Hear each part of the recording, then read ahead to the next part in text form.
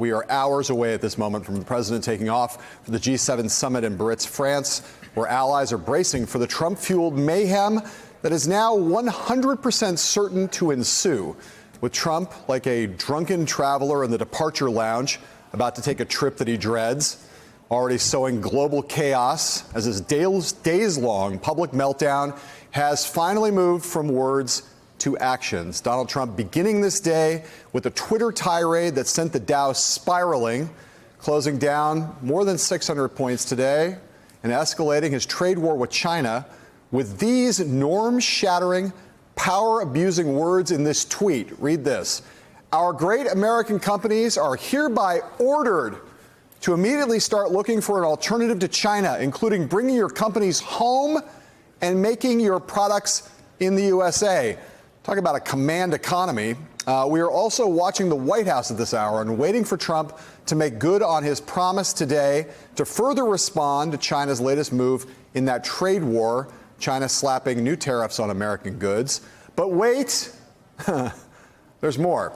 Donald Trump lashing out again today, even more wildly than usual at Fed Chair Jerome Powell, who, you may recall, Trump appointed to that job, and who this morning said that the trade war is partly to blame for the darkening U.S. economic outlook and partly Trump's own fault. Here is what Donald Trump had to say about that. My only question is, who is our bigger enemy, Jay Powell or Chairman Xi? Okay, just pause on that for a moment. Donald Trump, President of the United States, comparing his own hand-picked Fed chair to the authoritarian president of China. Here to talk us through all of this madness, mayhem, lunacy, despond, depression, everything. Heidi Przybyla, NBC News correspondent, on camera over there. Thank God she's here. And at this table, even more importantly, because they're here, I can keep them close. Kimberly Atkins, senior correspondent for Boston's public news station WBUR and New York Times political reporter and new dad, Nick Confessori. Awesome to see you. As we mentioned, I think I see Ali Velshi just hanging out. Here he comes. Here he comes. The Velshi man cometh. Bad news when I have to Yes, generally, I was going to say, when you need to call Ali Velshi in for a live hit, you know you're in trouble. Yeah. But first, I got to get on the phone someone who maybe knows even more than you do at the economy, Ali. That's former economic former chairman of the Economic Council of Economic Advisors for President Obama. That's Austan Goolsbee. Austan, thank you for calling in. Just give us, if you would, Austan, your sense of what has unfolded today and how bad it is. Yeah, it's terrible. I mean, I'm phoning from my bunker as we speak. There hasn't been a day like this in a very long time. Yes, the market fell a lot, but the fact that we're going to have an escalating trade war, the President of the United States is publicly declaring the head of the Fed an enemy of the state. And, oh, by the way, 20% of the Amazon is on fire, and Ruth Bader Ginsburg is being treated for pancreatic cancer. You know, if this is our Friday, you know, it makes you beg for Monday. Yeah, the world seems like it's kind of on fire, Austan. And I'll say, you know, over the last now nearly 3 years of Donald Trump, his words have been devalued to a large extent. People don't take him that seriously. He rants, he raves, he has tirades. We see this all the time. It feels like the thing that people have predicted for the last 2+ years, which is that eventually these words would start to take a toll on America's standing in the world economy and on the world economy more broadly. It seems like we are now at that moment, or if not already over the brink of it, we're there. Yeah, God, I hope not, but I fear that that's true. In that at each juncture, when the president would go after China and seek to escalate the trade war and declare he's going to put $50 billion of tariffs, what you would see is that the Chinese government would respond, but they would try to de-escalate. So if he said $50 billion, they would say, well, we must retaliate, and we will retaliate with 25. And then when he said, we'll go to 100, they said, well, we'll go to 50. Now we've crossed some threshold that it's clear the Chinese government is wanting to escalate the conflict rather than de-escalate it. And that, as we have seen the president's own behavior many times, if somebody escalates to him, then he wants to escalate back. And I think the reason the stock market reacted as badly as it did is that there's no lower bound to how bad that can be. If we escalate that trade war, we're already teetering on the edge of recession. And if you get in a full-blown trade war between the two biggest economies in the world, we will both have a recession. There's no doubt about it. Right, Austin, we talk a lot about, I'm going to let you go after I ask you this question, but we talk a lot about the guardrails around Donald Trump and in various areas, national security and other places, Democratic guardrails, systemic guardrails. It seems like what you're saying partly here is that in some ways the foreign actors on the economic front have been guardrails in some sense against Trump doing the kind of damage he might do. And now those guardrails are not just off, but you have a rival, arguably the only real economic rival on the globe to the United States, now basically saying, okay, we've had enough, and we're gonna fight this fight. And at that point, there's nothing really left to restrain Donald Trump. A, do you think that's a correct analysis? And B, you said there's no downward bound. How bad could this get? I mean, it could get really bad. I think that might be an accurate description. And there were some voices of restraint, let's call it, within the administration on economic matters, and almost all of those voices of restraint have left. And you've seen a return to prominence of characters in the administration like Peter Navarro, who actively want a trade war with China. And so if, as I say, we've had the longest boom in U.S. history. It was already getting a little weak in the knees, and we were starting to slow. The rest of the world is slowing, as they're going to discuss at the G7 meeting that the president is headed to. And if you add this on top of it, I think there's a very high chance this could drive us into recession just in time for 2020. I don't know what the president is thinking. Well, we're going to pick up with that. Thank you, Austin Goolsbee, for spending a couple seconds on the phone with us. Get back to your bunker. Make sure you have a lot of bottled water and ramen noodles stored away there. Ali, I want to ask you, we'll put up this chart of the Dow here, showing the drop after Trump's tweet. So that's what happened there today, right? So I'm not a market fixationist. The markets go up and down, and the market could go up 700 points on Monday. Yes, correct. But the thing that Austin Goolsbee is talking about is not a market phenomenon. You're talking about a genuine trade war, people slapping tariffs on things. Right. I want to ask you the same question I asked him. How bad can that get? Well, this is the worst kind of trade war because it's lose-lose for everybody, right? The U.S. is losing, its farmers are losing, consumers are losing because prices are going up, and we're not selling more stuff to China. China's losing, and they're probably hurting more than we are in the United States right now. And there's no resolution in sight to this thing because the aim of this war wasn't clear. There was a global consensus that China could use some constraining in some of its trade practices. That's why we were getting involved in the trade intellectual property, et cetera. Yeah. And we would have had the entire world on our side. But at the time that we started this, we started it with Canada, and we started it with Europe, and we fought everybody all the time, and there was no focused goal. So this is the worst kind of war. Everybody involved loses. As Austin said, this could put the world into an entire recession, and nobody in the White House has articulated what success looks like here. Right. What is an outcome? At least in a war, when you're fighting for territory, success would be gaining that territory or control over it. It's not clear what success is here because we didn't actually go after the thing that China is actually doing wrong that the entire world agrees with. So we're fighting this haphazard war that is meant to look like it's beating our chests. But on top of that, the two other things that happened today was the war with the Federal Reserve, which is just unheard of. All over the world, central banks work the same way. They are independent of their governments, and they have to stand ready to do things when things go wrong in the economy.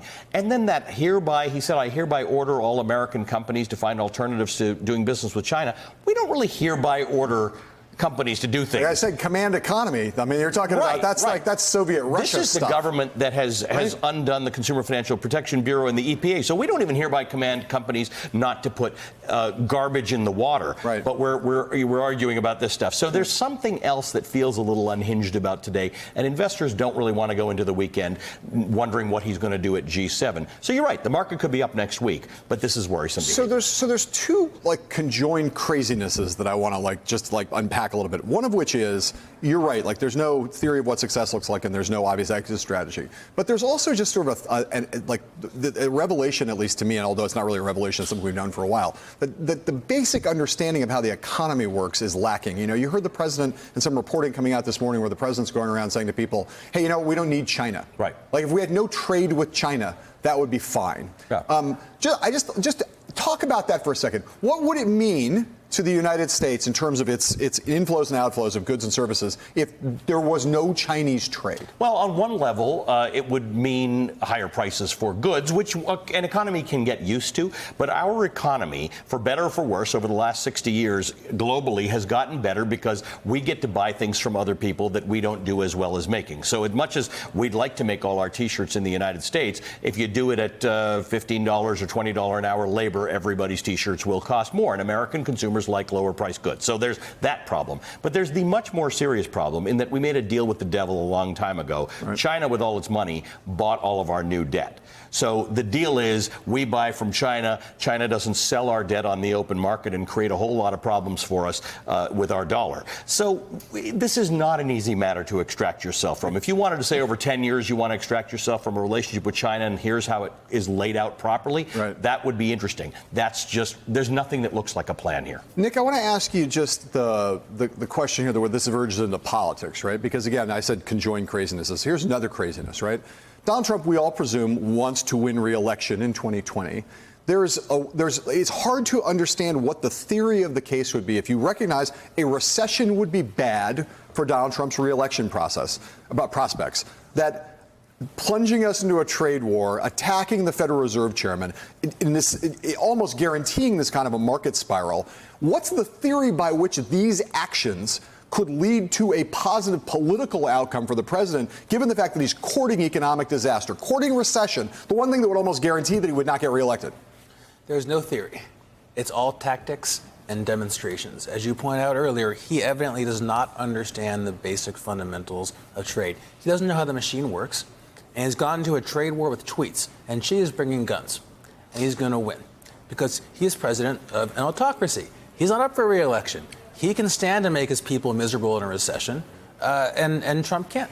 And what I saw in that tweet about the command and control, I command you to move your base operations, that was a cry for help. That was a surrender flag in this war. That is him saying, like, I'm out. I just need you guys to fix it for me somehow. Here you see, I'll put this tweet here from George Conway, obviously one of the most acute critics of the President of the United States. This tweet today, he says, a president of the United States is psychologically decompensating before our very eyes. Heidi Przybyla, I know you're not a psychologist or a psychiatrist to my knowledge, but I know you live in Washington, D.C., and you're an acute student of the president. It's been a long time since I lived there, but I can tell you that back in the days when I lived in Washington, when George W. Bush or George Herbert Walker Bush was president or Bill Clinton, if a president had opened fire on a Fed chair the way Donald Trump did today, there would have been mass panic in the streets of Washington. What is the reaction of Washington, D.C. and the interpretation of the Trump psyche where you're sitting? It's almost as if we're in some alternate universe here. And we've been at this place many times, for instance, after Charlottesville, when we look to our leaders to have some kind of inkling of outrage or some kind of weighing in somehow. They're all on recess right now, but I can guarantee you that there is a lot of nervousness that we are hearing from members under the radar. They're not going to say this on the record, but those indicators that we're looking at now with the inverted yield curve, with investment now freezing up in light of this escalating trade war, that there's a lot of nervousness now as these members go back to their home states, for instance, in Iowa, where we really were looking to these farmers and asking them for months, why are you still supporting Donald Trump when these tariffs are hurting you? And he's saying that you're not paying the tariffs, that China's paying the tariffs. And each time they would say, well, we're holding out because he's going to get us a deal. And now what we're seeing and what they are seeing is that he's not going to get us a deal and that this is only going to get worse and that the only remedy here seems to be, from the president's perspective, is to go back to his real estate playbook of just spinning this and saying that everything's fine and that he always lands on his feet and he's going to pull out a win here. Well, you can't conduct trade policy, you can't conduct foreign policy, and you can't conduct yourself as president of the United States as if you are a real estate entrepreneur. And if you don't get what you want, you pound your fists on the desk and you get up and you walk. And that's what we're seeing here time and again, this being the latest iteration. So let's just tend to this thing a little bit to reality. I'm gonna read something from the Washington Post, and then I'm gonna play a little bit of Donald Trump sound, and then I'm gonna come to you, Kimberly Atkins. The quotes from the Washington Post. There's a great, I love this headline: "The month a shadow fell on Trump's economy." Even as his aides warn of a business climate at risk of faltering, the president has been portraying the economy to the public as, quote, phenomenal and, quote, incredible. He has told aides that he thinks he can convince Americans that the economy is vibrant and unrattled through a public messaging campaign, even though the internal and external warnings that the economy could slip have contributed to a muddled and often contradictory message. Now, so here's the president saying, I can convince America. Now, this is how he's going about it. Let's see what he's been saying over the course of the last week. The United States is doing phenomenally well. Yesterday, we had the strongest dollar in the history of our country. Yesterday, we had the strongest dollar in the history of our country. We have more people working today than we've ever had before in the history of our country. We have almost 160 million people working today. We are winning against China. They've lost 2.5 million jobs in a very short period of time. We're very far from a recession. The fake news, of which many of you are members, is trying to convince the public to have a recession. Let's have a recession. And I have a strong economy. President Obama did 2 payroll tax cuts, and despite that, I have a much stronger economy. We're right now the #1 country anywhere in the world by far as an economy. So the thing I like about that, Kimberly, is the fact that we're playing it out. That's over the course of this week underneath the banner that says stocks drop after Trump orders U.S. firms to find an alternative to China. So there's the president's talk, and the reality is right in the chyron there, right? Right. So as the talk runs into the reality in a very dramatic and jarring way today, what do the political markets say about that in terms of like the consequences for not just the country, but for the presidency? Yeah, I think we're seeing 2 things play out here. That clip, that series of clips that you see from the president reminds me of The Apprentice. If you watch that show, everything he talked about was in superlatives. You know, every Trump product, every Trump property was the best, the greatest, the finest. That's him being the showman that he always has been, and that he thinks that public messaging can get him out of problems. We also see a president who so far, despite all the things that he's done, all the things Heidi has talked about, from Charlottesville to his conflicts with our allies and coddling our enemies, hasn't really paid a price with his base yet. His base support has remained really strong. So he doesn't see a reason to change his approach because it's always worked for him. But his advisors know that the one thing that could really torpedo his reelection is if the economy tanks. So they are beginning to worry and know that there is not a way to talk your way out of this. Ali knows that more than anything, the market likes stability. They like a plan. They like to understand what's going on. And right now, there is absolutely none of that. Nobody knows what he's going to do at the G7, a very important meeting where even our allies are saying we're not even going to try to do a communique because we don't know what this president is going to do. And he's tweeting, upending the markets with tweets and talking about things that demonstrate his lack of understanding or lack of caring about how things work. I think this is something that could be different than all of those other things if the economy takes a dive as we head into this election. Ali, my favorite political philosopher is Yogi Berra, who said famously that prediction is always difficult, especially about the future. Right. Nonetheless, we are headed into this weekend where the widespread expectation is that the G7 is going to be this thing's tanked before it starts. What's the word I can say without using a profanity? Yeah. It's going to be a blank show. Yes. Let's put it that way, right? The markets roll back out in on Monday. In the morning, on Monday morning, having watched the president sow more chaos and dissent and discord, and we don't have a communique, and all of that plays out over the weekend at the G7. The markets wake up on Monday morning and think what?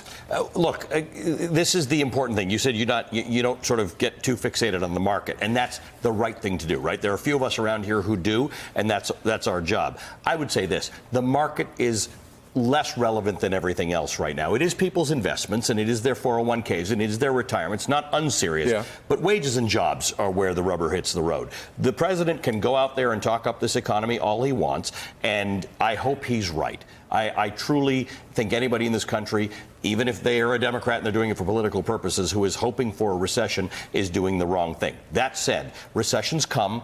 Jobs get lost, wages go down, and at that point, you can't sell your bill of goods anymore. The expectation is sometime between the next 6 months and 24 months, that is likely to happen because we're almost in record territory for how long we've gone between recessions, and we're not smart enough to solve that yet. So we're going to have a recession. He can talk all he wants. Remember, in April and May of 2008, George W. Bush and Ben Bernanke were out there saying everything's going to be okay. It wasn't okay. That's what presidents do. They talk up their economies. But the bottom line is when people start losing jobs, then it'll hurt. But here's the thing. I just want to amend this, and I'm going to let you go.